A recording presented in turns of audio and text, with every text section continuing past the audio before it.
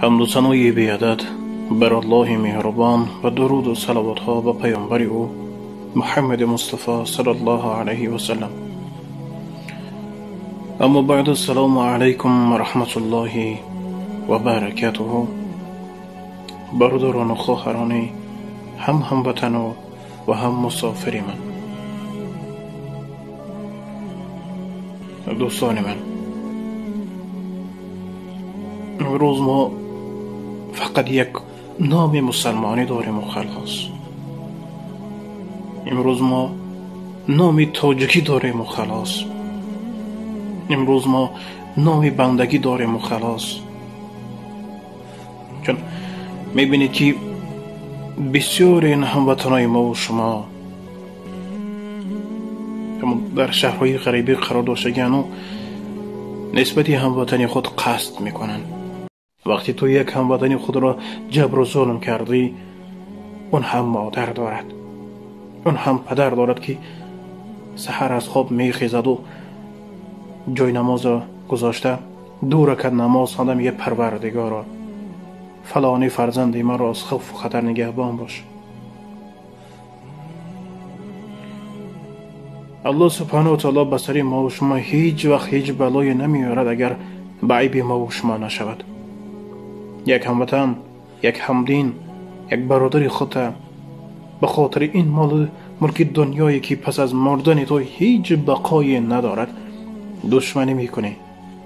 همه ما و شما خوب شنیدیم که چندین روسیاها، چندین بیاخلا به خاطر سوم دنیا یک هموطن خود را کارت زده و به قتل رسانیده و استغفر الله تهدیدهای زیاد میکنن. چند روز پیش در سامانه فیسبوک دیدم که چندین همون هموطنای ما و شما در اون دستشون یراق اسلحه ها گرفتگان کن به فکر خودشان همون قانونی هم، یعنی که در نام اونهاست، نسبتی یعنی که بر ضد هموطن خود تیر پرانده و اونها را لات و کوب کرده. و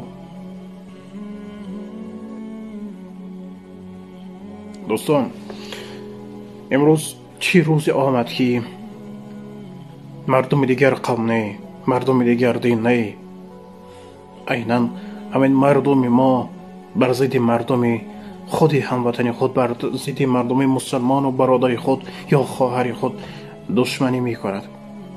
یا ربی، ای دوستی من، یا که میگوی من مسلمانم، یا که میگوی من تاجیکم، پدر و مادر اونها هم نمیخواهند که فرزند اونها در یک حالت وزن قرار داشته باشد، دست و پای معیوب داشته باشد.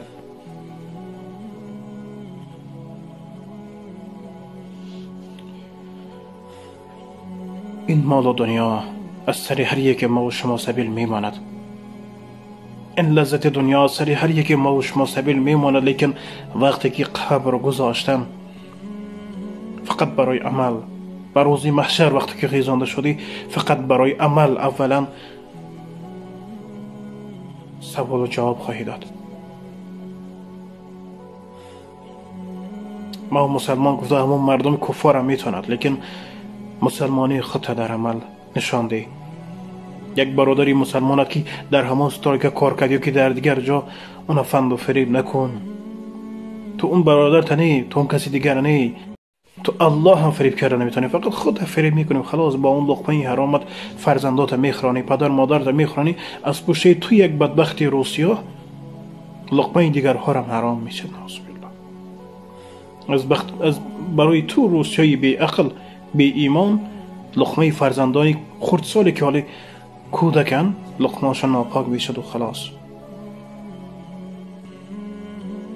الله سبحانه و تعالی در سوره آل عمران دو الله اعلم اگر خطا کنم الله مغفرت هم کند، میگه که الله تعالی هیچ وقت در ربا برکت نداده است.